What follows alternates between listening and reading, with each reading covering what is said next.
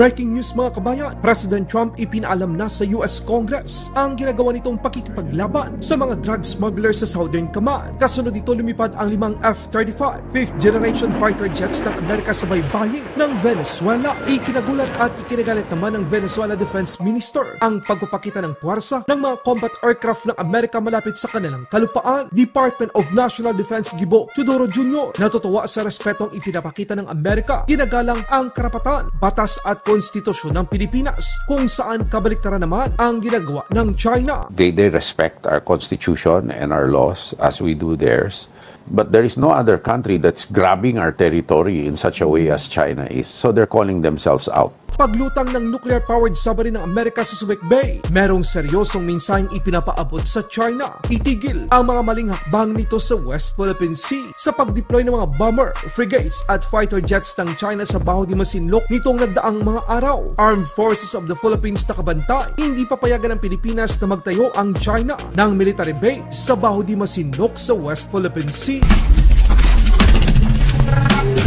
Inabisuhan na ni President Trump ang US Congress ng Estados Unidos ay kasalukuyang nakikipaglaban sa mga drug cartels. 5 F-35 ng Amerika ang nagpakita ng kanilang puwersa malapit sa baybayin ng Venezuela. Binatikos ng gobyerno ng Venezuela ang paglipad ng 5 F-35 5th generation fighter jets sa coastal airspace nito. Ayon sa Venezuela Defense Minister, ang 5 5th generation fighter jets ng US military ay lumipad sa bilis na 400 knots o 740.8 km sa taas na 35,000 feet. Ang show force ng US Air Force ay kasunod ng pagbomba sa 4 na mga speedboats na magpupuslit sana ng mga droga patungo sa Amerika. Nag-deploy naman ang Venezuela ng kanilang mga air defense pero wala itong magagawa sa maraming mga kagamitang pandigma ng Amerika na nakapalibot sa kanila. Hindi makapaniwala ang Defense Minister ng Venezuela sa deployment ng mga combat aircraft destroyer, US nuclear submarine at aircraft carrier ng Amerika malapit sa kanila. Ang mga combat aircraft na ito ng Amerika ay armado. Ipinakita ng US Marines ang paglagay nito ng mga missiles at bomba sa 5 F-35 na kanilang dineploy sa Southern Command.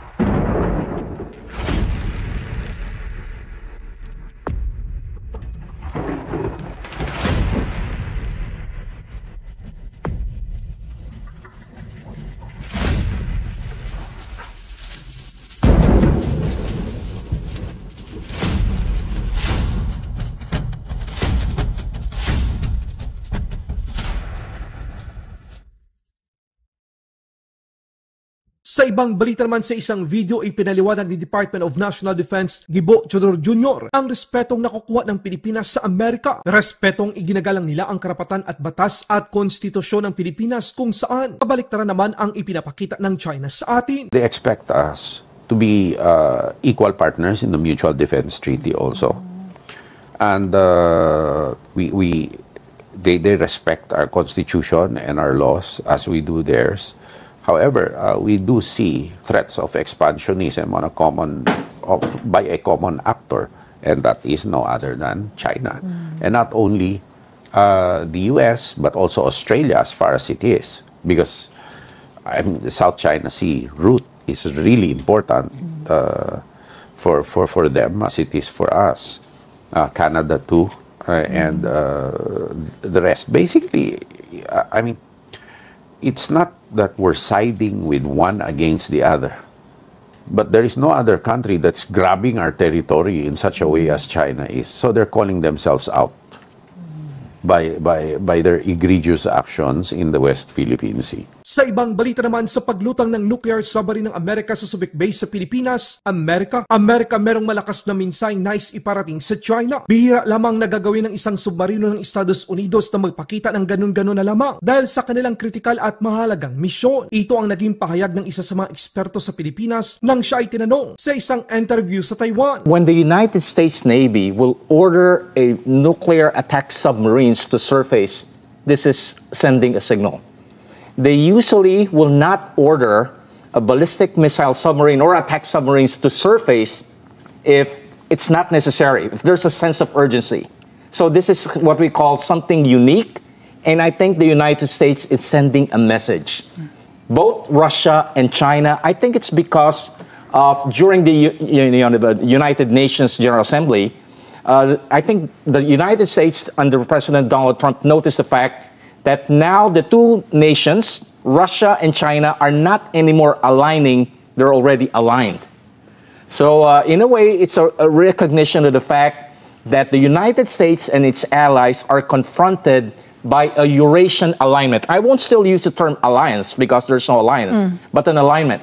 Right. So you have the surfacing of two U.S. ballistic missile attack submarines in the Pacific going to Subic Bay, which is, of course, a traditional U.S. ally, and of course, another one firing Trident missiles. Kasunod ng pagpapakita ng puwersa ng China sa Scarborough Shoal nitong linggo lamang na kung saan nag-deploy ito ng H-6 bomber na armado ng YJ-12 supersonic anti-ship missiles na kayang tamaan ng target sa layo na 500 kilometro. Tatlong Type 054A frigates ang Jiangsu, Liuzhou at Bian'er, kabilang din ang dalawang J-16 fighter jets. Nakaalerto ngayon ang Armed Forces of the Philippines upang bantayan na hindi magawang tayuan ng China ng nature reserve o gawing imilitarize ang Baho de Masinloc. Ito ang naging pahayag ni Armed Forces of the Philippines Chief of Staff Romeo Browner Jr. Dagdag pa niya, hindi papayag ang Pilipinas na maulit ang nangyari sa Mischief Reef at sa iba pang mga bahagi ng Spratly Islands na tinayuan ng mga base militar ng China. Sa panayam naman sa media kay Armed Forces of the Philippines Chief of Staff Browner, malaki ang epekto ng korupsyon sa flood control sa Armed Forces of the Philippines Modernization Program. Hi sir, you said in a commentary, I think in February, that the AFP's modernization program faces inevitable setbacks that ranges from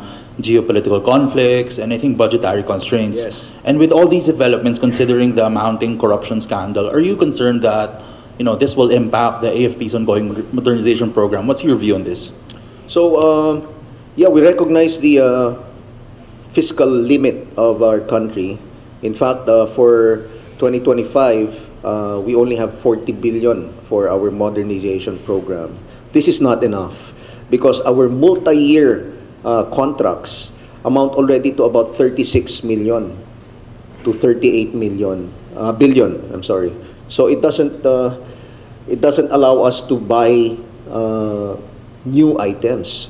So what the Secretary of National Defense did was to talk to the Secretary of Finance, to some banks, local banks, and international financial institutions to allow us to be able to borrow money or have financing, an extended financing for our modernization program. In other words, we will not rely too much on the GAA, the General Appropriations, anymore. No? We're looking at other possibilities also.